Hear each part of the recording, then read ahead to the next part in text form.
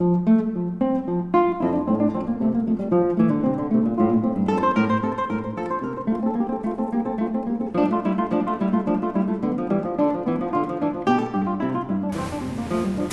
right, we're looking at Thomas Aquinas. We're looking at his so-called 5 ways. We're partially through the list. Made some progress last time. So, Krista, one of the 5 ways, not waves, that he mentions. Were you here for that? Maybe you were not here. Kayla, do you remember any of the 5 ways we talked about? You were gone too? Megan, you did 5. Nobody was here, see? So I was talking to myself. Yes. What, for example? There's motion. Motion. We'll take that one first. Can you give a quick, Megan, of what Aquinas was discussing with respect to motion? What was the point there? Looking at entropy and studying how things be still and they tend to disintegrate. Okay. So there must be something keeping them going. All right. Aquinas doesn't talk about this using modern jargon, but the principle is the same. That things always tend to wind down. They don't tend to, on their own, wind up. Things always go to a slower state, not a faster state, unless they happen to be named. He does go to a faster state, just how he does it, but he's a great violation of most thermodynamics and other principles we thought we could rely on. But besides Nathan, it tends to be that things slow down, right? Yes, Krista. What are these 5 ways? 5 ways, for those of you who weren't here. This is, what is it? Somebody help out. Matthew, were you here? What are the 5 ways? What are we talking about? What's going on here? Classical theistic by Aquinas. Okay, right.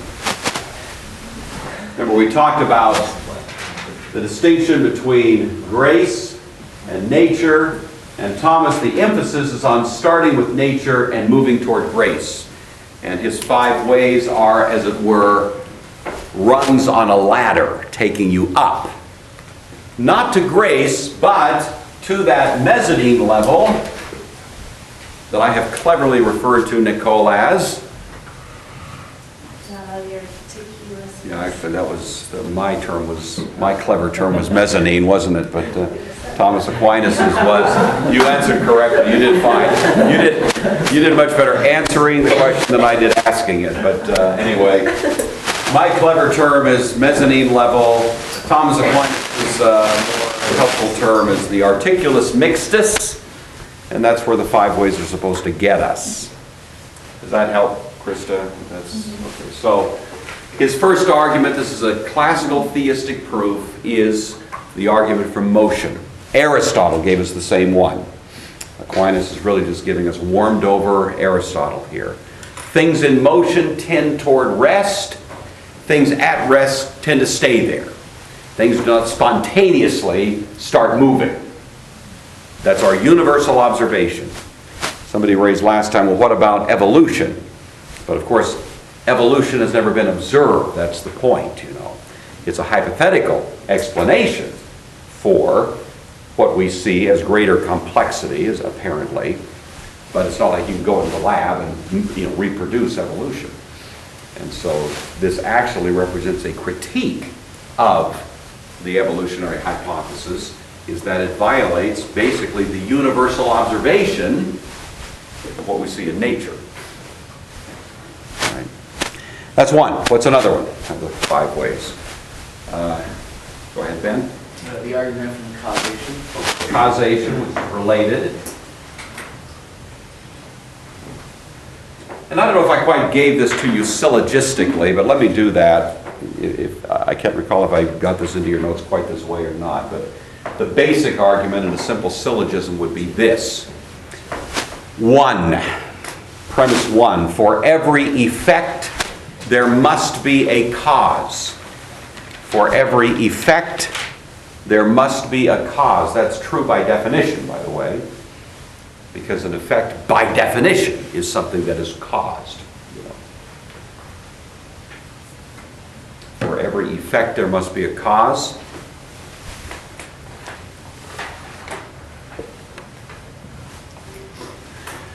the world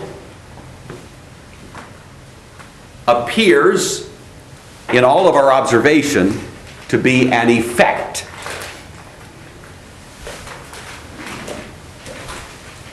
All of our observations of the world are universally observations of things that are effects.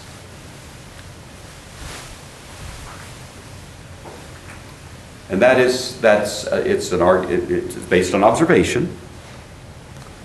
But can you think of anything? Can you give a counterexample? Can you think of anything you've ever experienced or observed that could not be accounted for by some kind of cause?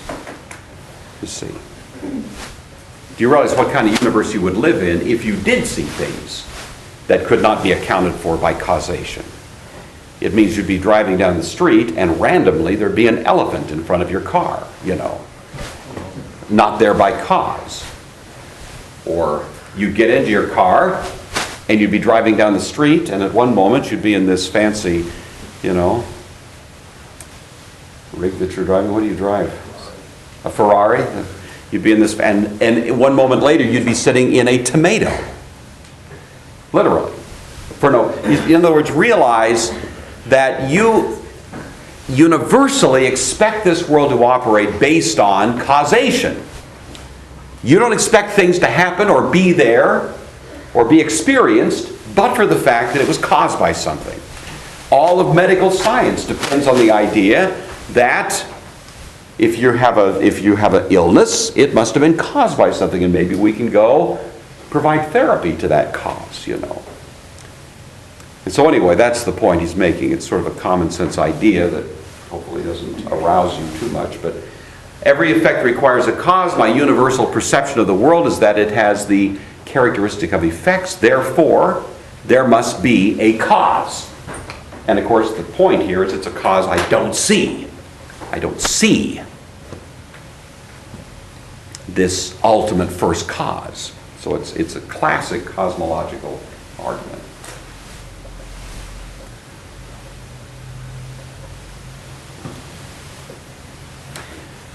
So that's the second one. What's another? These are not in any particular order, but I think we covered most of them. Cindy? Argument from being. Okay, from necessary being.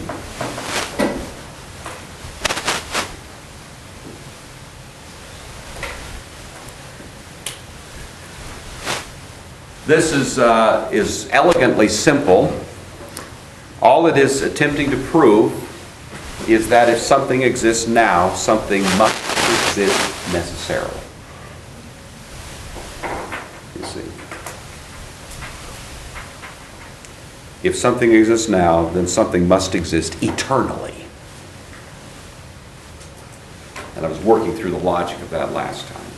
You've got illusion, you've got self-creation, all of that. We talked about that. But do you see that? It doesn't prove that God exists eternally, but it proves something exists eternally. And to the degree we predicate to God eternality, it's consistent with the idea that there is an eternal God, because something's got to be out there eternal.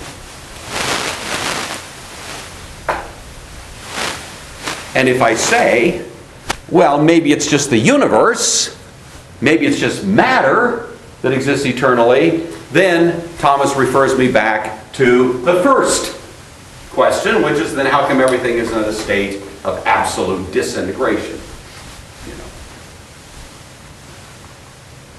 So what he's arguing here is something must exist eternally, and it cannot simply be matter. Something non-material must eternally exist. All right, did we cover any others? That was it? Okay. The fourth one is the argument from gradations.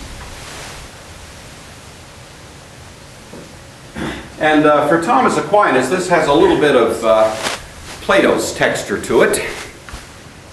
This is a little bit more of a Platonic approach, but it's simply the idea that my very ability to distinguish the better from the less good my ability to say of one thing that it is better than another, and so on, implies there is something that is ultimately perfect by which these things are being gauged.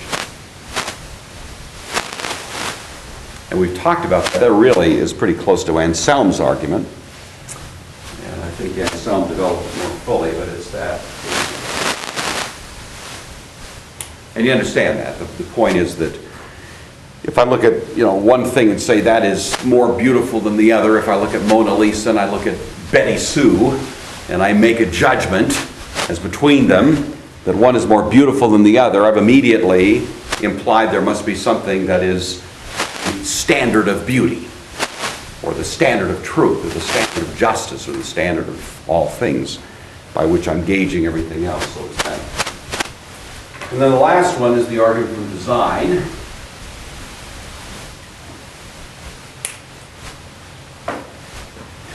I think most of you know. You know the name Stephen Meyer? You guys know that name? He used to have his kids here. Used to be a prof at Whitworth. Now he's in Seattle at the Discovery, and he just published a book in the last, 6 months or so, maybe, entitled, anybody come across that yet? Any of you who are going into the sciences in college and you want, a good, fairly technical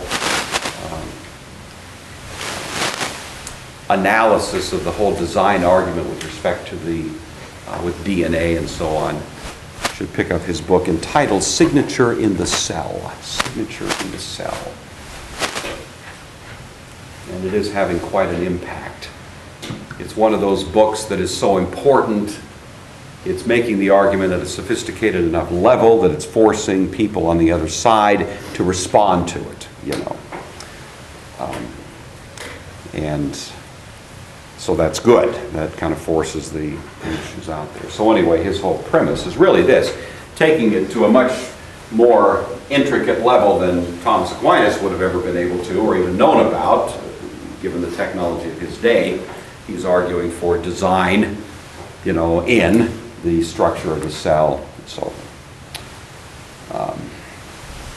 Thomas Aquinas, of course, just makes the argument in terms of the general observation that I see design around me all the time. I see this watch, I'm wearing it on my wrist here, and amazingly, it's pretty much corresponding to the time on that clock. And if I ask, for example, Spencer, if you could account for the causation, the causes that have produced this device, which is now hanging here in my fingers, if you could give me the causes for that, what kinds of things would you mention?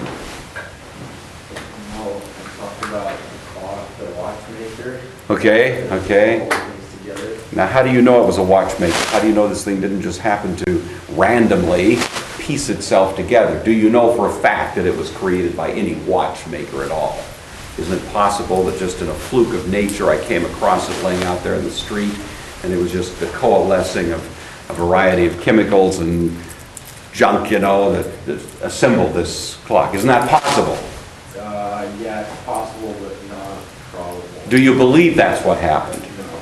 Do you believe that if I took this clock apart and threw all the separate pieces of it into a dryer and turned on the dryer and let it run, how many years do you think I would have to let it run, the dryer, in order for this watch to piece itself together and come out ticking at the right time? How long would the dryer have to run? It wouldn't happen. Wouldn't happen? Come on, man! Don't you got billions of years to work with here. Yeah. Isn't there one chance in a 10 trillionth that it would actually happen? No. Okay. All right. See, something in Spencer. Thank you, Spencer. You've played ball very well. Just tells him, as a matter of unavoidable inference, that the design implied here implies a designer, right? And you realize, compared to this watch, the intricacy of every one of the eyeballs that is operating in this room makes this look like a piece of junk. This is nothing, compared to the logical sophistication of that organic thing, and you've got two of them operating right now. If somebody could go out and build a high-tech TV camera that could actually replicate what all of your eyeballs are doing, they could sell that for virtually any amount of money you want to name, because it's so superior to the best technology we have. Now, nobody's dreaming that those TV cameras that camera crews use were assembled because somebody threw the pieces of some stuff into a dryer. Nobody thinks that's how those TV cameras came to be. But there are a lot of people with PhDs who say, oh, but those eyeballs of yours are just simply the process of a bunch of accidents that started way back in a slime pool somewhere and produced you know. And so, even though Spencer is not prepared to accept that the watch or a TV camera and so on was produced by accident, lots of smart folks are willing to allow that you were produced by accident. It violates a common sense principle that we apply to all the rest of life. But we won't apply it in the case of the human organism or life in general, because we don't want the God inference that it drives us to, right? If you're an atheist, you don't want to go there. And so you'll grab at the most minuscule straw to avoid coming face to face with God. Well, all Thomas Aquinas is saying is that if you just take the data at face value, 10 times out of 10, you're going to opt for a designer when you see design of the degree that we all are customarily dealing with it in terms of our own creation. So those are them. Those are the classical arguments. I told you the other day that these are very much in doubt in the modern world. Even among Christian apologists, you'll find that very many contemporary Christian apologists will basically dismiss these. Say they don't work. In fact, one of the great arguments you get from a presuppositional point of view, that's what I'm trying to write here, presuppositional point of view, is that those don't work. That evidential approach doesn't fly. That was something you never would have heard until David Hume. And so when we look at David Hume, we'll have to revisit these arguments, because he believes he has shown that they cannot work. And that in itself might not have bothered us so much, but it persuaded another guy named Immanuel Kant. And his whole philosophy, in a sense, was an accommodation to what he thought David Hume had demonstrated. And it produced the modern world in which you are living and moving and having your being. Well, I, for one, would like to rehabilitate these. I don't think these are quite so silly as they tend to be dismissed. Everybody knows those don't work. Well, I'm not so sure about that, And I'm willing to be persuaded here, but on the face of it, it seems to me there's a little bit of horsepower in some of these arguments, and there's no reason to be overly embarrassed about putting those on the table. But you won't appreciate, until you see David Hume and Kant especially, why they are held in some kind of suspected status there. So, does that make sense? Got that? The 5, obviously I want you to know those, the 5 ways. They're very important, one of the most important things from our point of view for Thomas Aquinas, and know why he's doing it. He is trying to build a ladder in which we start at the level of nature, at the level of observation, and find we are led toward truths of grace. We are led to a God hypothesis by our observations. Now we could start with God, we could start with revelation and move down to the level of reason. That's the approach of Augustine. And I hope you're kind of getting some sense of comfort with both of them. You can see, I like Augustine. His approach has a whole lot of power to it as well. Our very ability to think depends on God, his theory of illumination. I don't think these two guys are at odds with each other. I don't think they would have thought they were at odds with each other. But I'm afraid in the modern world of apologetics, we've created two camps that keep shooting at each other, and I can't fathom why. Why aren't we appreciating both these? All right, fair enough. Like that. I'll get off my soapbox now. Return to my normal, quiet demeanor. But this does rile me up a little bit. But that's another problem. All right. Something else. Something else in Thomas' that we want to touch on here in the waning moments of our consideration of is his use of language. And I know we've touched on this before, not this year, but at some point in your educational experience under yours truly, I know we've talked about this. So, in fact, maybe...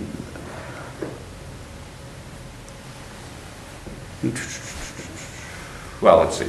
Let me give it to you and see if it rings a bell.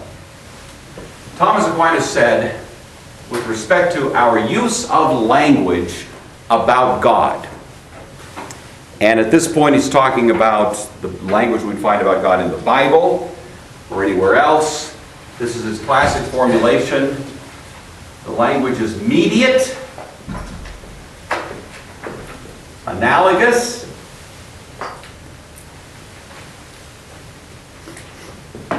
incomplete, but true.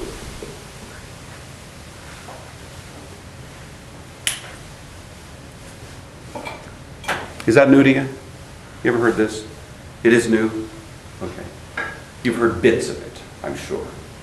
But maybe not this. Thomas Aquinas is concerned about how do we think about God? What kind of language do we use to describe God? How adequate is that language?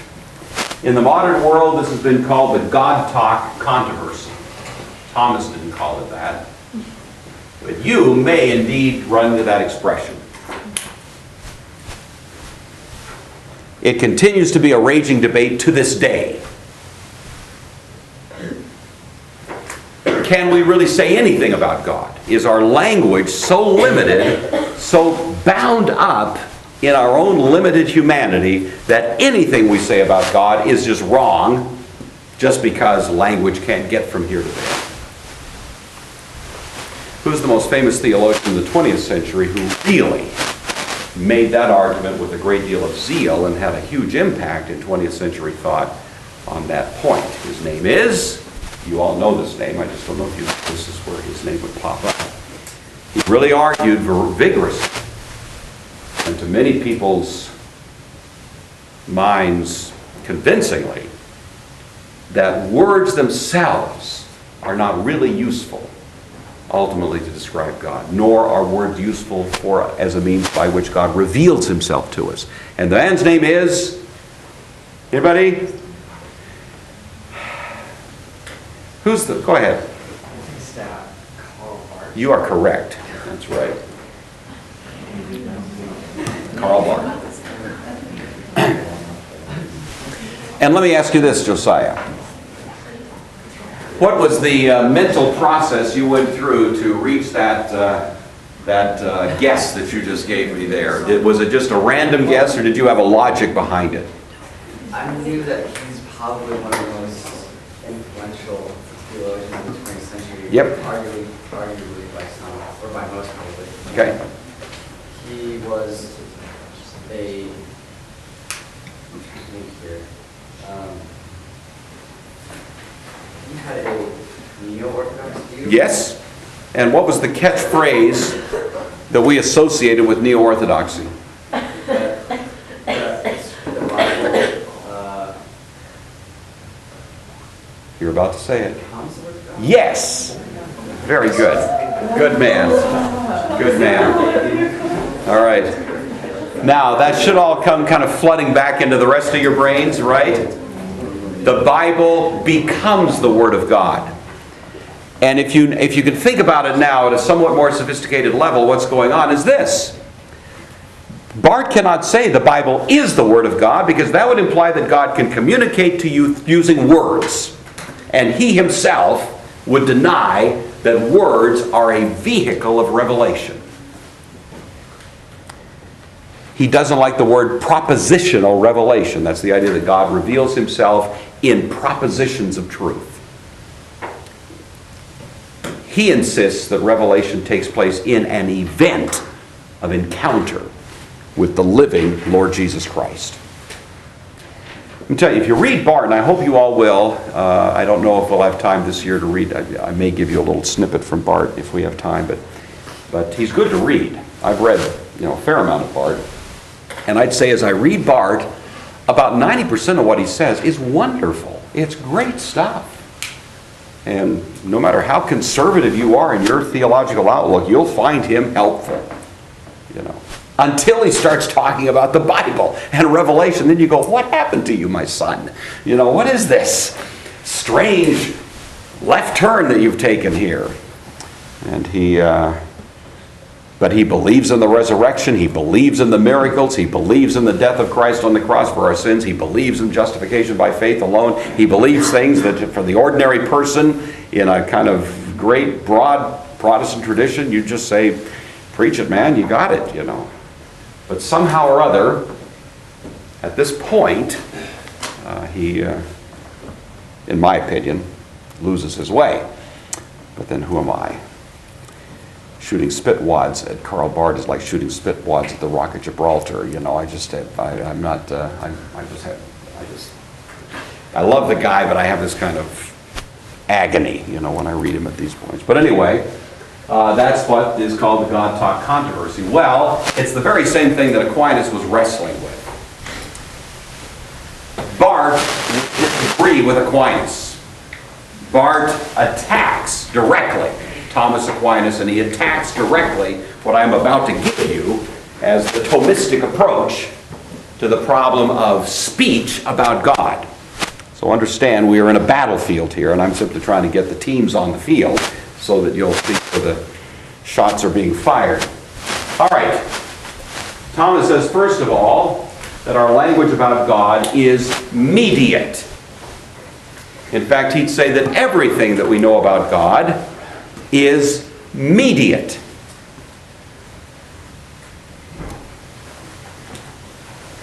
Any idea what that means? Joe, what do you suppose that means? To say that our knowledge of God, everything, including, by the way, general revelation, special revelation, all revelation of any kind, is mediate. What does that mean? Well, we can,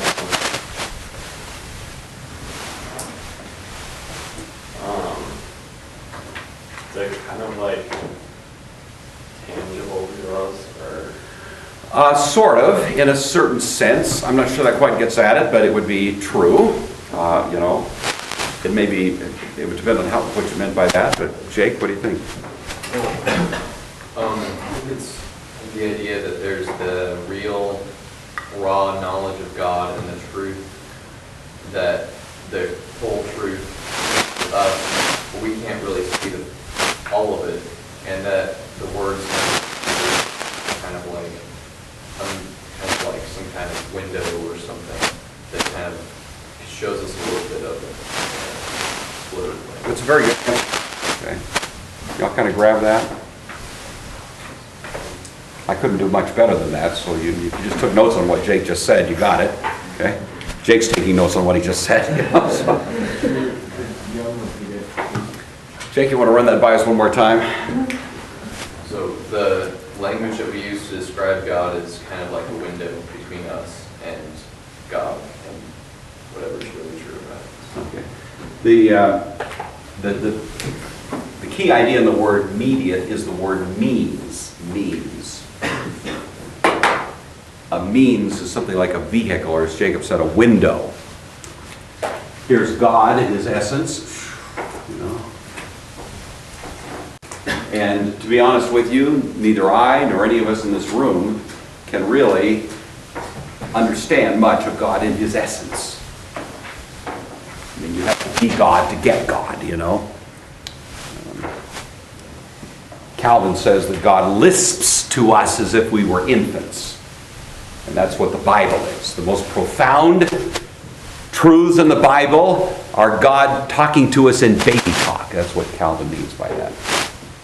You know how you talk to babies?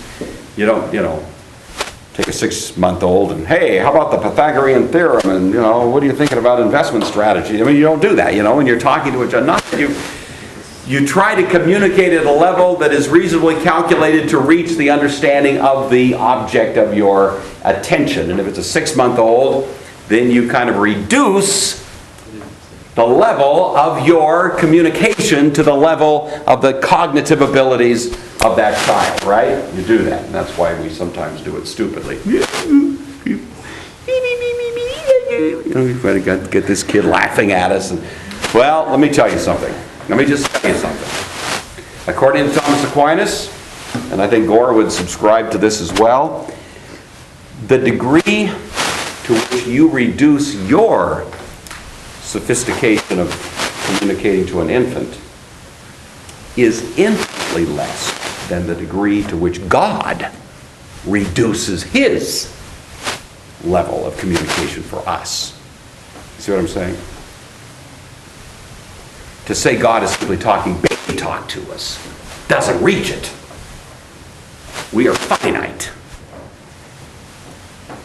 And so He has to take the truth of Himself, as Jacob said very well, which is essentially beyond us, and He has to reduce it to tiny little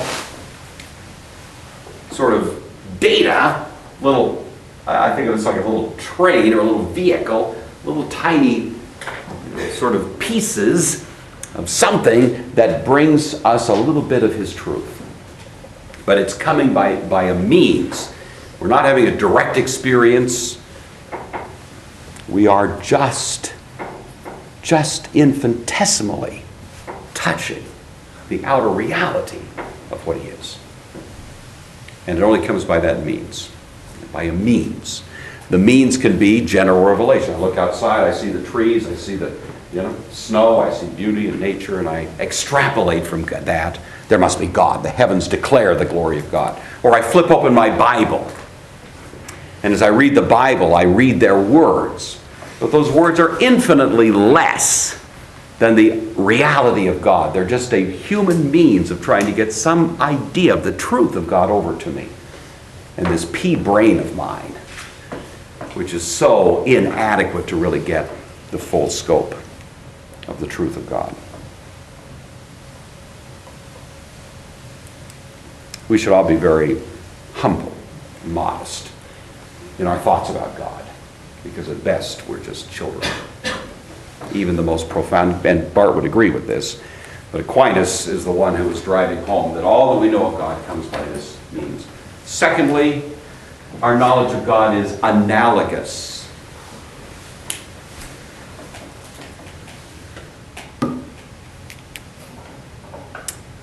Now this is the point I think we've talked about.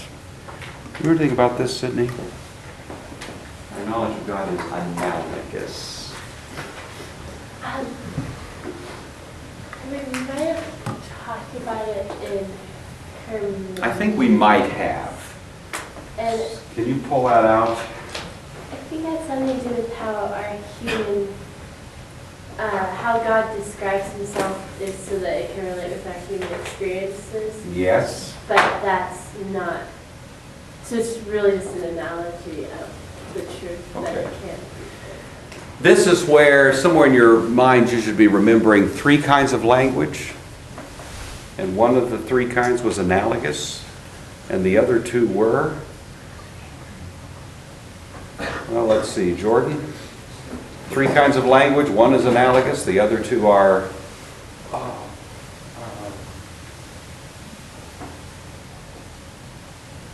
Nope. Ben? One? Just shoot me now. Shoot me. You're dead. Sid, no. Stephen? Come on, man. No? Wait, yes. Good. Is one comparative? No, sorry. One is analogous. 2 others. Josiah? Come on, man. Here we go. Equivocal and univocal. There we are. This guy is awesome. Oh, yeah. That was like, we talked about that this year. Did we this year? Yeah. Oh, did we talk about it this year? That was like With Aristotle? Okay, yeah. See? All right. So Okay, Josiah, you're not nearly that awesome, man. All right. Yeah, it makes sense because this, again, Thomas Aquinas is actually borrowing this from Aristotle. But we got the three kinds of knowledge, or the three kinds of language: univocal, equivocal, and analogical. And so we've been through that whole deal, right? We talked about bright light bulbs, bright sunshine, bright students, good dog, good God, all of that. Didn't we have that whole conversation? I'm getting a mixed response here. Yeah, Sarah remembers it.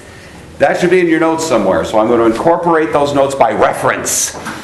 I want you to go back, take a look at them, get it back in your head, make sure that you're understanding, because Aristotle is simply talking about language in general. Aquinas is using that analysis to talk about our language concerning God. And of course his point is that everything we say about God is only an analogy. If I say God is love, I'm still only speaking analogically. I'm analogizing to something that I see in human experience, and then I'm sort of lifting that analogy up and using it as a dim, distant attempt to try to describe something of God.